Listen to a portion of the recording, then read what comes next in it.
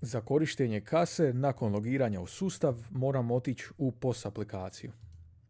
Ovdje ćemo biti postavljeni na meni svih računa u sustavu, no nama to trenutno nije bitno. Mi želimo otići na 3 crtice i znači u samu blagajnu. Ovdje imamo informacije podijeljene u nekoliko sekcija. Desno imamo listu svih kreiranih proizvoda, lijevo imamo znači sami račun i sve što smo postavili na račun i gore imamo te same opcije po tom računu. Prije nego što išta počnemo raditi, vrlo je bitno napomenuti da prije izrade samog računa, ako imate pristup više blagajni u sustavu, da odaberete kroz koju blagajnu izdajete račune. Tako da ako kliknem gore na promjenu naplatnog uređaja, moram točno odabrati kasu na kojoj se nalazim prije nego što počnem izdavati račune, ako na to imam prava. Znači ovdje ću sad kliknuti restoran kasa i vidim da sam sad stvarno u hotelu, u restoranu kasa, za nju znači izdajem račune, logiran kao korisnička podrška. Kako kreiramo račune? Vrlo jednostavno, tako da samo znači klikom na proizvod dodamo taj proizvod na račun. Sad sam znači ovdje kliknuo jednu Coca-Colu, sad sam kliknuo 2 Coca-Cole. Mogu isto to napraviti s Fantom i vidim recimo ovdje da za Fantu sa desne strane imam isto neki broj. Lijevo imam znači koliko sam Fanti postavio na ovaj račun, a desno mi je koliko imam tih Fanti trenutno u inventoriju.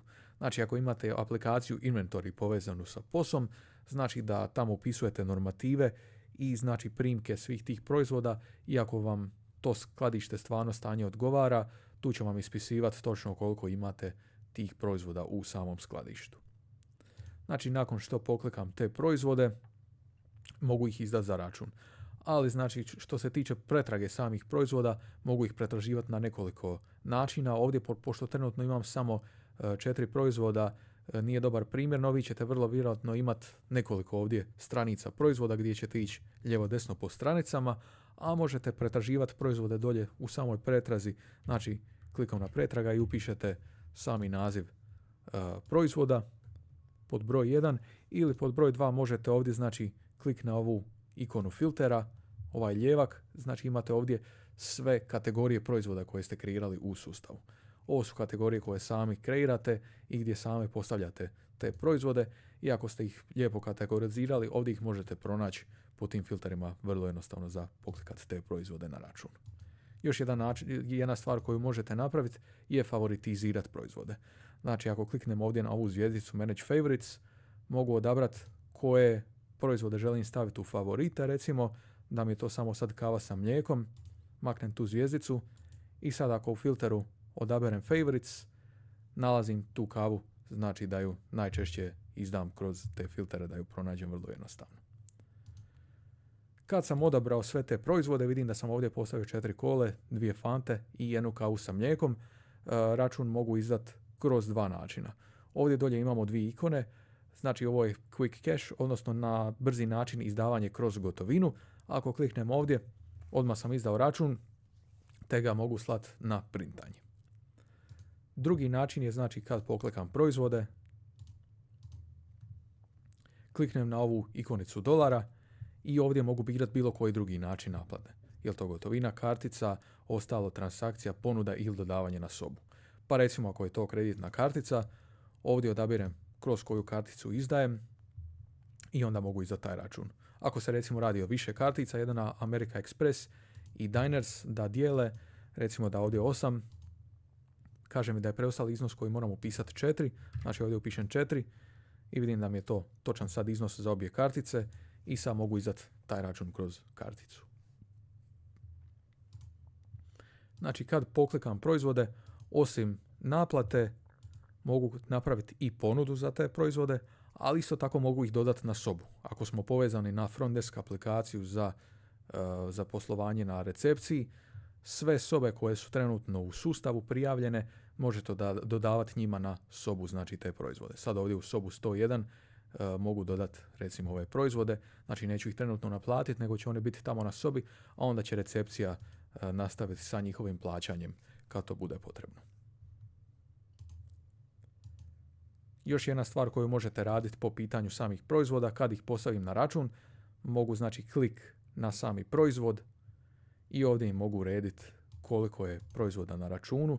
mogu im dati neki popust u postotku gdje upišem 10% popusta, pa ono postavi cijenu, ili upišem cijenu, pa ono uredi koliko je to popusta.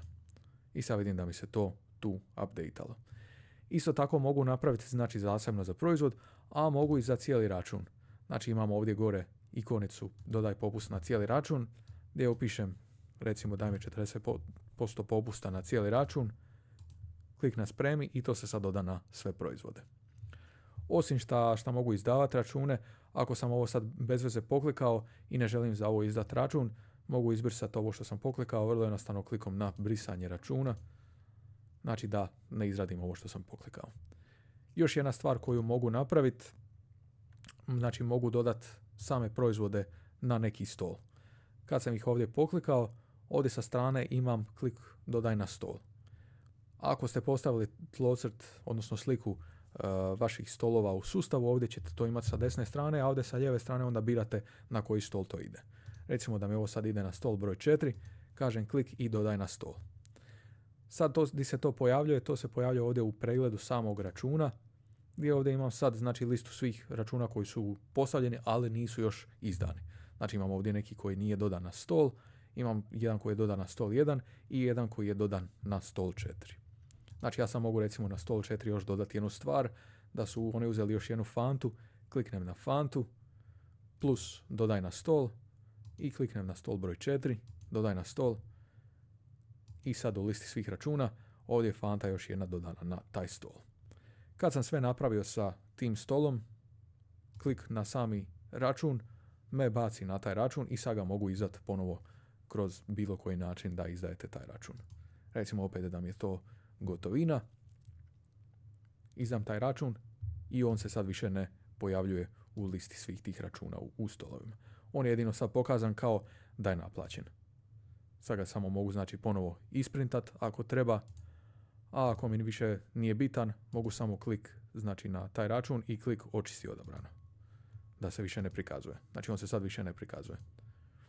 Isto tako znači ako kliknem sad na ovaj račun, na ovaj stol broj 1, ove sve proizvode i sad ne želim izdati trenutno račun za njih, krivo sam ga kliknuo, ne mogu izići iz košarice dok ne dovršim znači izradu ovog računa, a ne želim ga odmah izraditi, ne želim ga izbrisati, vrlo jednostavno ću samo ponovo te proizvode dodati na stol. Znači bili su na stolu 1, samo ću reći ponovo i dodaj na stol, trenutno ne želim raditi ništa sa njima.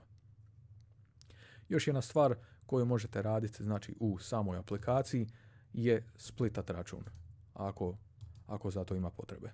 Znači kada odaberem sad ove proizvode, ovdje imam ove škarice, podijeli račun, gdje ja sad mogu reći hoću da me ovo budu 2 računa, hoću da mi bude jedna Coca-Cola i jedna kava sa mlijekom na novi, a ovo na stari račun. I sad kliknem na podijeli i sad vidim da mi je ovo taj novi račun i njega mogu izdat. Recimo da izdam taj račun. A onaj stari mi se sad pojavljuje tu pod onom nije dodano na stol. Znači onaj neobrađeni dokument, znači dio smo naplatili, dio nismo i sad ću sad drugi taj dio isto naplatiti ili recimo ovo želim dodati na neki drugi stol. Kliknut ću tu i dodam na stol i to je to. To je sve što se tiče znači samog upravljanja blagajnom. Još jedna stvar koju radite u samoj blagajni je da možete otvoriti i zatvoriti blagajnu, znači naplatni uređaj. Ovisno o tome kako ste se dogovorili i kako vam je računovodstvo reklo što morate raditi. Ovdje sustav izračuna koliko on misli da bi to trebalo biti znači novca u blagajni. On misli da je to 83, no vi upisujete koliko je to zapravo u vašem slučaju. Recimo da nam je to sad 85, ja ću ovdje upisati 85. I ja sam sad zatvorio tu blagajnu.